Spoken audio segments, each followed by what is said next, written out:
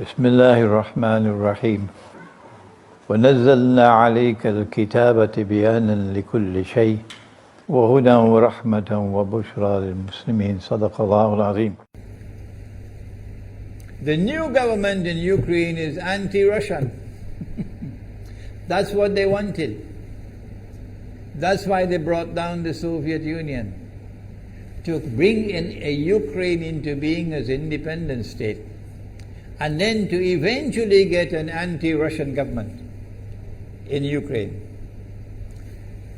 If by Allah's kindness Putin had not intervened and been so spectacularly successful, this is what the plan would have been. The new government in Ukraine would have joined NATO, and Russia could not stop it. And when the new government in Ukraine joined NATO, NATO will then send its armed forces into Ukraine. It could include nuclear weapons. Then Ukraine will pick a fight with Russia and decide that Russia must now vacate Crimea. Shut down your naval base. The rope is now tightened around your neck. Russia has to put its tail between its legs and withdraw its fleet, Black Sea Fleet, from Crimea. Russia is no longer a naval power.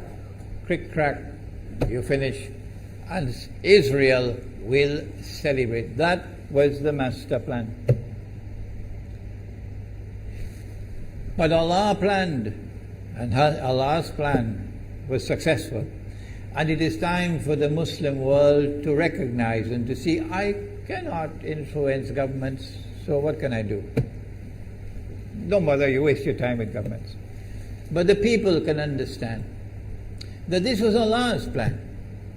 They planned, the enemy planned for so long, and at the last moment Allah intervened. And Putin was able to get the people of Crimea to vote in a referendum. And they voted 90-something% in favor of returning to Russia. They were a part of Russia, and they want to return to Russia.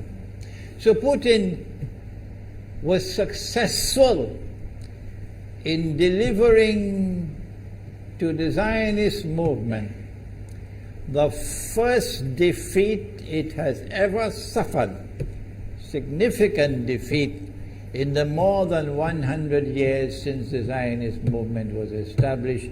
If that is not a sign from Allah, it's time for you to wake up. Putin is now succeeding in eastern Ukraine as well, because they're barking like dogs in Washington and London and Paris. Barking. It is Russia which is doing it. It is Russia which is doing it in eastern Ukraine. Oh, but when the Ukrainian government send the Ukrainian armed forces into eastern Ukraine, they don't want to fight. They say, we will not fight our own people. They refuse to fight.